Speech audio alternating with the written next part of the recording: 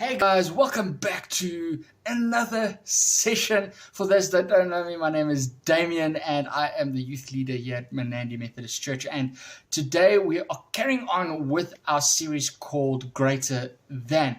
Now, a lot of the time we know that when we think of lowering ourselves or humbling ourselves, we always think it's a bad thing, but it actually isn't. Here's the reason why I say that.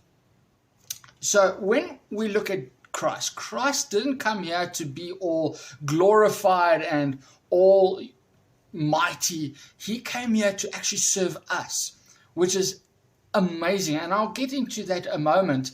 And we can really learn more from Christ. And today we are on week 3, and it's called Serving is Greater Than Being Served. And it's all about leader or follower.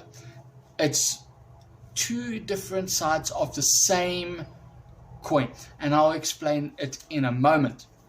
But let us look at our key verse today, which is from John 13, from verse 14, and it says here, "If I then, your Lord and teacher, have washed your feet, you ought to wash one another's feet." And if we go a little bit further, I love in verse 15 when he says this, "For I have given you an example, you should do as I have done to you." And that's verse 15. Our main verse is 13, verse 14, but I want to bring in 15 because I really do think that Christ is really giving us a instruction saying, I have done this to you, but you should do this to others. We know the famous verse, "Do unto others what you want others to do unto you. Love your neighbor as yourself." All those verses that have something like that come into play. When we look at being served, we always love it. Oh man, I feel so good that it's as if we feel loved, right? We feel loved, we feel appreciative, we feel just that, like you feel very special at the end of the day. Why? Because someone's doing something for you. But then as humans, and a lot of the time, we tend to back off because why? We don't want to serve other people. And unfortunately, nowadays, it's become so true. People's hearts are becoming hard.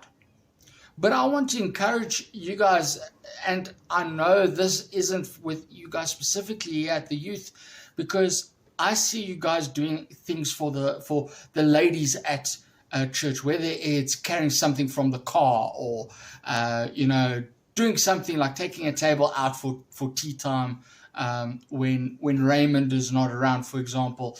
You guys always tend to do that. And I want you guys to keep doing that because we see it and we do notice it, and we really love the fact that you serve people in that aspect as well. But I want to ask you is, why do you like being a leader? Why do you like being a leader? Maybe it's because we are in control. We want to control things. But I want to say, sometimes controlling every single part of let's say, for example, a team. Let's say, for example, you have a soccer team or a basketball team or whatever. For example, like me, I have what we call an action hockey team. And with that team, I'm in charge of making sure everything's running smoothly. I've got players for the day. I need to be in control of that. But sometimes things get out of control and you've got no control of it. Literally, you cannot do anything about it. But I want to encourage you and say, when you get to that part where you are leading and you are part of that, that time where you need to stand up and be the leader, be a leader that serves first. For example, what I do with my action hockey team, we do have what we call first come, first serve. But if we can accommodate you, we will bring you in. But for me, I'm captain, but I say, guys, just do you. You guys have the talent. You guys can do you. And that's all you have to do. And that's what you have to do as a leader, is allow your people, or allow the people that you're leading, to step into what they are good at and allow them to work.